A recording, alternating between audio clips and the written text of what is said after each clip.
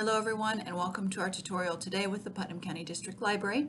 I'm Addie and today I'm going to be talking you through using your control center if you have an Apple device, so an iPhone or an iPad. So what is the control center? It is a shortcut that is automatically provided by your phone or your device, whatever your Apple product is, and it allows you to access your most commonly used phone features. So without further ado, let's get started on the Apple Control Center. Okay, so here you can see is my iPhone 8. It is currently in the locked position. So how do we access the control center from the locked screen? So you're just going to hit your home button and then you're going to swipe up from the bottom. See that? So that is your control center right there. And then to close it again, you're just going to swipe back down. So you can access the control center from the locked screen like I just have done for you. So there's the control center from the locked position.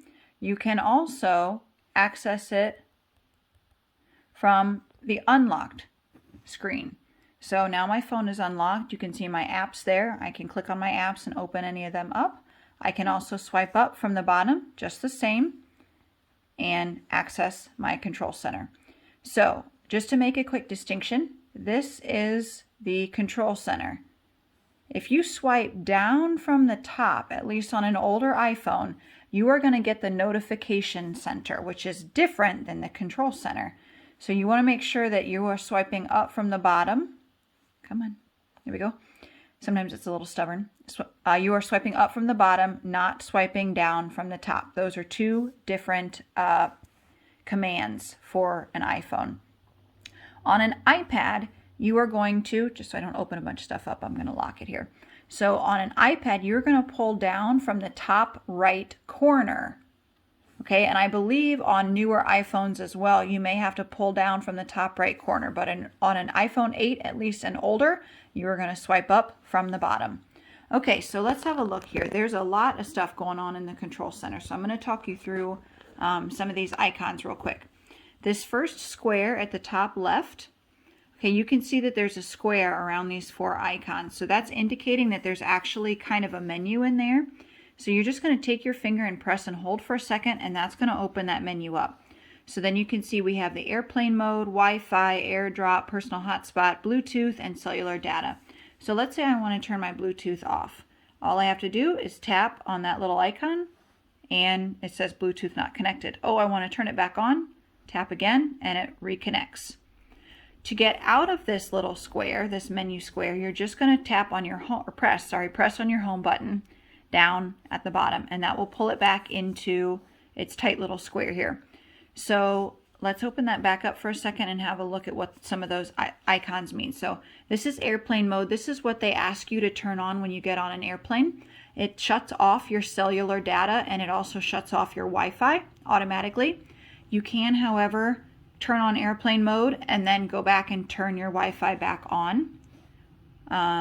Let's try it just for the sake of this tutorial. So I'm going to hit airplane mode. So you can see it automatically turned my cellular data off. Oh, look, it left my Wi-Fi on. So then you can go in and you can turn your Wi-Fi back off if you want to, or turn your Wi-Fi on. So instead of going into your settings and having to press several times to get to this command center in your settings, you can do it right here from the control center. So like I said, to get back out, you would just press that home button. So we've talked about airplane mode. Your cellular data is here. So that's obviously what you use to connect to the internet when you're not on Wi-Fi. Your Wi-Fi, oop, come on back. I took too long without pressing anything. Okay, there we go. So your Wi-Fi is here. That's what you connect to. That's internet. Your AirDrop is something that you can use between Apple products to send files and such. You can do it with AirDrop. Personal hotspot and Bluetooth. We're not going to talk too much about those right now just for the sake of the length of this tutorial. But to get back out of this, you're going to press on your home button.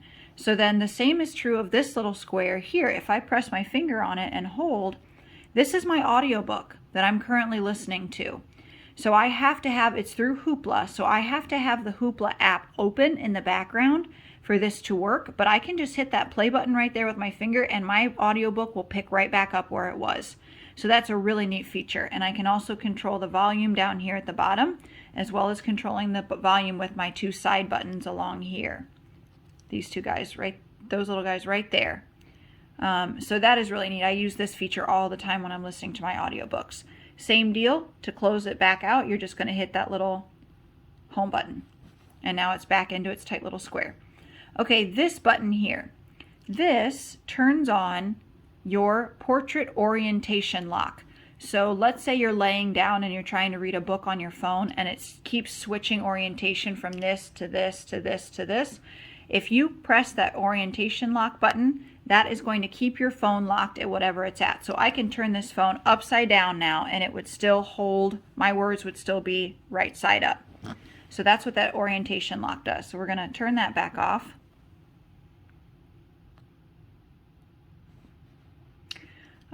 This guy is screen sharing, I believe. That's not something we're gonna, yeah, screen mirroring.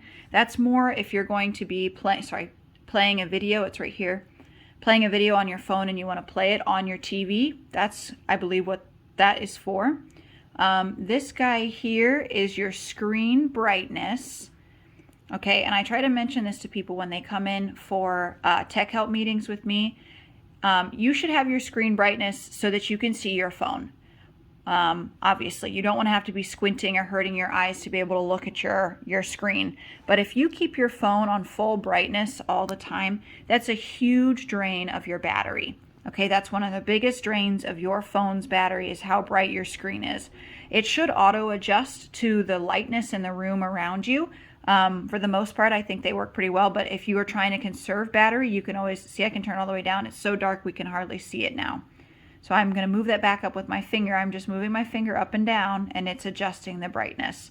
So that is one way. If you can't charge your phone and you know your battery is going to die pretty soon, you can make sure that your screen brightness isn't all the way up here. You can try to mess with that a little bit to save some battery. Here's your volume. So I don't have anything playing, so you can't tell, that I'm turning it up and down, but you can see there that I'm adjusting the volume right here from the control center. And then these icons down here are just useful for what I use a lot of them every day. This guy here is the battery saver. So if you turn that on, it's going to do what it can to conserve. There, I've just turned it back on low power mode. So it's going to try to conserve as much battery as possible. This is your camera icon. So if I click on that, it's going to open up the camera for me. So that's a quick little, like I said, I use some of these all the time. That's one I use all the time. That's your camera button. That'll open it right up from there. This is your phone's flashlight.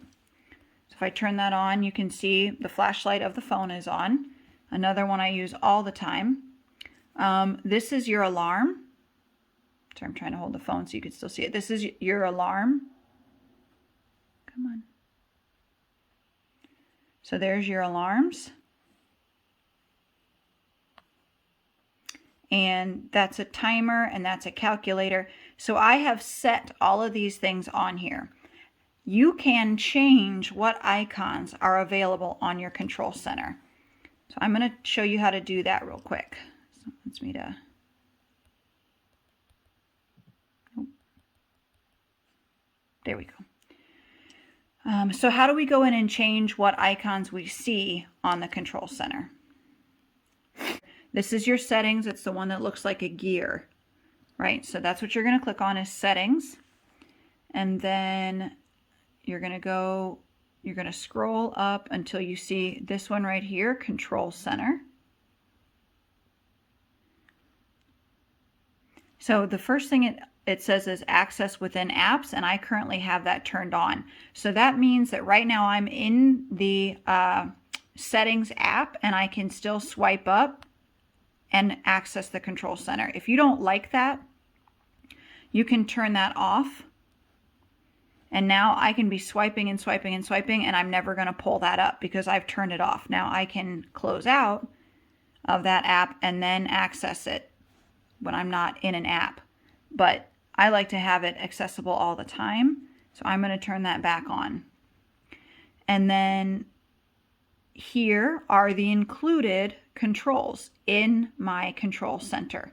So I have timer, calculator, timer, calculator, camera, low power mode, alarm, screen recording, flashlight, and NFC tag reader, which I don't actually use. So let's say I want to take that off. I don't want the NFC tag reader showing up in my control center. I'm going to hit that little minus sign, and then I'm going to hit remove, maybe. There we go. So now when I swipe up, that little NFC tag reader is no longer here on my controls. Let's say I want to put in magnifier. So up here are the included controls, and underneath are the ones you can add to it. So let's say I want to add magnifier.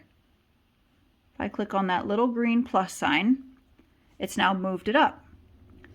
It's in my included controls. So to check that, I'm just going to swipe up, and there it is. There's the magnifier. That is new because I just put it in there.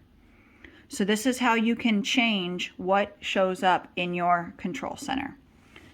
So as always, if you have any questions about any of this, you are welcome to make an appointment with one of us that do tech help at the library. We would be happy to help you do this. I find the control center to be super helpful, so I wanted to do a tutorial, there we go, about it. So there's an intro to your Apple Control Center. Okay, thank you for watching.